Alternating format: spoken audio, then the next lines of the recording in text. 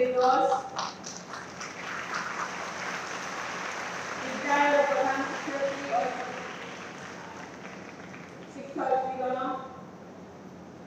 विशिष्ट अतिथिगण प्रतिनिधिगण प्रिय छात्र छात्रीगण पुरातन छात्र छात्रीगण भद्रमंडली समस्त नमस्कार जुहार।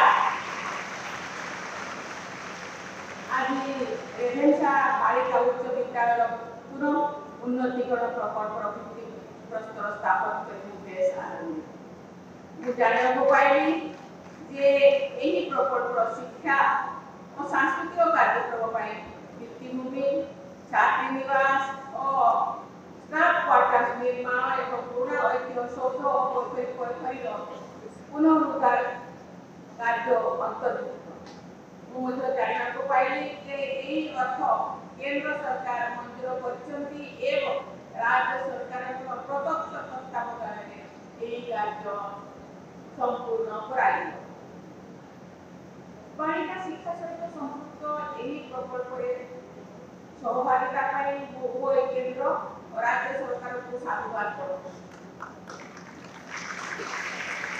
एही मिलित उद्यम मन्त्री ओडिशा मुख्यमंत्री श्री मोहन माझी एवं भारत सरकार शिक्षा मंत्री श्री धर्मेंद्र प्रधान प्रशंसार पात्र। शिक्षादान मान और उन्नत भित्तिभूमि उत्तम शैक्षिक वातावरण सृष्टि करिଥାଏ। मु जानि खुशी है जे एही विद्यालय मॉडर्न फैसिलिटीज थिबा श्रेणी गृहरे अभिनव शिक्षादान करा जाउछि। ये एक स्वागत योग्य पदक्षेप। नूतन प्रकल्प अधीन हेबाकुथिबा विभिन्न उन्नतिमूलक कार्य संपूर्ण हेले ए विद्यालय भित्तिभूमि आहुरि उन्नत या द्वारा छात्री मानकर पाठपढ़ा अधिक सुगम होई। आज मु रेभेन्सा विश्वविद्यालय समावर्तन उत्सव जोग देई। रेभेन्सा विश्वविद्यालय 1868 मसीह एक कॉलेज भाव स्थापित होता। से ही वर्ष व्यासकवि फकीरमोहन सेनापति उद्यम बालेश्वर ठारे महिला या बालिका विद्यालय प्रतिष्ठा करा जायतिला। तार परवर्ती वर्ष कटकर कतिपय सचेतन लोकों प्रचेष्टा हिंदू बालिका विद्यालय स्थापित होता, जहाँ परवर्ती समय रेभेन्सा बालिका विद्यालय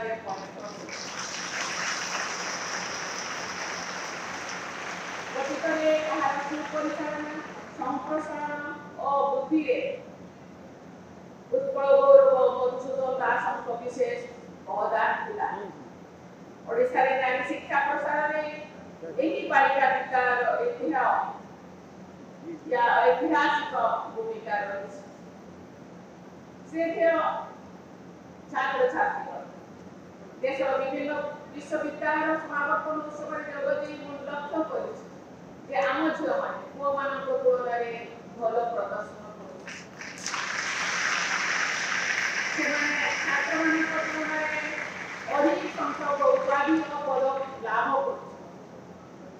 गतकाली भुवनेश्वर एम्स समावर्तन उत्सव एवं आज रेभेन्सा विश्वविद्यालय समावर्तन उत्सव मु कहानी देखा पाइली। समान सुविधा सुजोग पाइले आम झील मैंने सफलतार शीर्ष को छुई पारे एथिरे सन्देह नहीं। आजिकाली आम झील मैंने शिक्षा साहित्य नृत्य संगीत परी क्षेत्र एवं ता सहित विज्ञान प्रजुक्ति विद्या शिल्प वाणिज्य आदि क्षेत्र में अधिक संख्यार उद्योग देउछन। पूर्वे पुरुषों उपयुक्त मन करा जाउतबा सेवा तथा पुलिस और सेनाबाहिनी रे झील मैंने निजर दक्षता प्रतिपादन करुछन। गत वर्ष राष्ट्रपति भवन में किछि महिला एंटरप्रेन्योर सहित वार्तालाप करथिली। सेमानकर उत्साह आत्मविश्वास देखि बेस खुशी हो जायछि। एही वर्ष नुआदिल्ली ठारे आयोजित साधारणतंत्र दिवस परेड आम झील मानकर सक्रिय अंशग्रहण मते मुक्त करिथिला। जो माने मध्य टीवी पर से देखु पिला माने ठीक पिला माने मु आज गोटे कथा कहला चाहे तुम्हें पाठ पढ़ बड़ मनीष ପିତାମାତାଙ୍କର ସ୍କୁଲର ଶିକ୍ଷକ ଶିକ୍ଷୟିତ୍ରୀଙ୍କର ଅଭିଭାବକମାନଙ୍କର ନାଁ ରଖ। ତା ସହିତ ଆର୍ଥିକ ଉପାର୍ଜନ କର, ଭଲ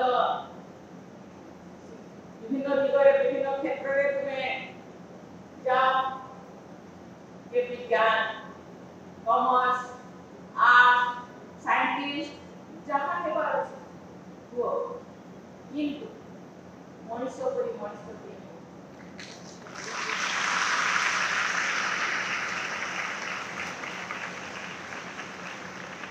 କେବେ ଯଦି କୌଣସି ମହାବିଦ୍ୟାଳୟରେ ବିଶ୍ୱବିଦ୍ୟାଳୟରେ ପାଠ ପଢିବ, ସେତେବେଳେ ତୁମକୁ ପଚାରିବ ତୁମ କୋଉ ସ୍କୁଲରେ କୋଉ ବାଳିକା ସ୍କୁଲର ବା କୋଉ ସ୍କୁଲରୁ ତୁମମାନେ ସବୁ ଆସିଛ, ସେତେବେଳେ ତୁମେ କହିବ କି ଆମେ ରେଭେନ୍ସା ବାଳିକା ବିଦ୍ୟାଳୟରୁ ଆସିଛୁ। ତୁମର ଚାଲ ଚଳନ ଚେହେରା ଆଚାର ବ୍ୟବହାର ଏ ସମସ୍ତଙ୍କ ପାଇଁ ସମସ୍ତଙ୍କ ଠାରୁ ଡିଫରେନ୍ସ ଥିବ। ତୁମେ ବାଡ଼ି ପଢୁଥିବ କି ଇଏ ରେଭେନ୍ସା ବାଳିକା ବିଦ୍ୟାଳୟର ଛାତ୍ରୀ, ତାର କଥାବାର୍ତ୍ତା ଆଗକୁ ଯିବ, କିନ୍ତୁ ତା ସହିତ ତା ପାଖରେ ଏ ଭଲ ଗୁଣ ସବୁ ଅଛି ଯେ ସମସ୍ତଙ୍କ ଠାରୁ ସେ ଅଲଗା ବାଡ଼ି କରୁଛି। ଇଂରାଜୀରେ କହୁଛନ୍ତି ଅଡ୍ ମେନ୍ ଆଉଟ୍। ସେ ଦେଖିଲେ ବାଡ଼ି କରୁଥିବ ଯେ ସେଇ ବିଦ୍ୟାଳୟ ସେଇ ବାଳିକା ବିଦ୍ୟାଳୟର ଛାତ୍ରୀ ଏବଂ ସେଇ ବାଳିକା ବିଦ୍ୟାଳୟର ଶିକ୍ଷକ ଶିକ୍ଷୟିତ୍ରୀ, ତାର ପୂର୍ବତନ ଶିକ୍ଷକ ଶିକ୍ଷୟିତ୍ରୀ, ତାର ଅଭିଭାବକ ମାନେ ତାକୁ ପାଠ ପଢିବା ସହିତ ଏକ ମହିଳାମାନଙ୍କ ସମାଜ ଗଠନରେ ଦେଶ ଗଠନରେ ବହୁତ ଦାୟିତ୍ୱ ରହିଛି। ସେ ଦାୟିତ୍ୱ ଆମକୁ ନିଭାଇବାକୁ ହେଲେ କେବଳ ପାଠ ପଢା ସହିତ ଆମମାନଙ୍କ ଭିତରେ ଗୁଣ ମଣିଷ ପଣିଆ ଗୁଣ ରହିଥିବା ଦରକାର। ଇଏ ଦ୍ୱିତୀୟ ଇଏ ସମସ୍ତଙ୍କ ଠାରୁ ଭିନ୍ନ। ସମାଜରେ ଚଳିବାକୁ ହେଲେ କେବଳ ଅର୍ଥ, ଘର ଦ୍ୱାର, ବାସଗୃହ, ଲୁଗା ପଟା, ଗାଡ଼ି ମଟର କଲେ ଚଳିବ ନାହିଁ। ସେ ତ ଦରକାର ଚଳିବାକୁ ହେଲେ, କିନ୍ତୁ ଆମ ଭିତରେ ଯେଉଁ ଗୁଣ ମଣିଷ ପରି ମୁଁ ଭାବୁଛି ମହିଳାମାନଙ୍କ ପାଖରେ ଛାତ୍ରୀମାନଙ୍କ ପାଖରେ ଅଧିକ ଥିବା ଦରକାର। ମୁଁ ଆଜି ଅଭିଭାବକମାନଙ୍କୁ କହିବାକୁ ଚାହେଁ ଏବଂ ଶିକ୍ଷୟିତ୍ରୀମାନଙ୍କୁ କହିବାକୁ ଚାହେଁ, ପାଠ ସହିତ ଏସବୁ ଦିଗରେ ମଧ୍ୟ ଛାତ୍ରୀମାନଙ୍କୁ ଶିକ୍ଷା ଦେବାର ଆବଶ୍ୟକତା ରହିଛି। ତାହେଲେ ପ୍ରକୃତରେ ଆମର ଯେଉଁ ସ୍ୱପ୍ନ, ଏ ବିଦ୍ୟାଳୟର ସ୍ୱପ୍ନ, ଅଭିଭାବକମାନଙ୍କର ସ୍ୱପ୍ନ, ଶିକ୍ଷିକାମାନଙ୍କର ସ୍ୱପ୍ନ ସାକାର ହେଇପାରିବ। ସର୍ବୋପରି ଏ ବିଦ୍ୟାଳୟ ସହିତ ଆମ ରାଜ୍ୟର ତୁମେ ଯେତେବେଳେ ବିଦେଶରେ ଯିବ, ଅନ୍ୟ ରାଜ୍ୟକୁ ଯିବ, ବିଭିନ୍ନ କାମରେ ଯିବ, ଏ ଓଡ଼ିଆ ଝିଅ, ଏ ଓଡ଼ିଆ ଘରର ଝିଅ, ଓଡ଼ିଆ ଘରର ବୋହୂ, ଏ ଓଡ଼ିଆ ଝିଅ ତୁମ ବାଡ଼ି ପଡ଼ିଯିବ। ତେଣୁକରି ଯେମିତିକି ଆମେ କହୁଛୁ ଆମେ ବିଶ୍ୱଗୁରୁ, ଆମେ କହୁଛୁ ଆମେ ଗୁରୁ, ଆମେ ଓଡ଼ିଶାର ସ୍ୱତନ୍ତ୍ରତା, ତୁମ ସ୍ୱତନ୍ତ୍ରତା ରହୁଛି। ଏତିକି ନେଇ ତୁମ ଚାଲ ଚଳନ ଚେହେରା ଆଚାର ବ୍ୟବହାର ତୁମେ ବାଡ଼ି ହେଉଥିବ ଯେ ଓଡ଼ିଶାର ଝିଅ, ତାହେଲେ ଓଡ଼ିଶାର ଗୌରବ ତୁମେ ତୁମର ଚାଲ ଚଳନ ଚେହେରା କଥାବାର୍ତ୍ତା ବୋଲି ତୁମେ ଗୌରବାନ୍ୱିତ କରିବ ଓଡ଼ିଶାକୁ। ପାଠ ପଢ, ମଣିଷ ହୁଅ, ତୁମ ଭବିଷ୍ୟତ ତିଆରି ହେବ, ଏଇ ଆଶୀର୍ବାଦ ରଖି ପୁଣି ଥରେ ତୁମକୁ ବହୁତ ବହୁତ ଆଶୀର୍ବାଦ କରୁଛି, ଶୁଭକାମନା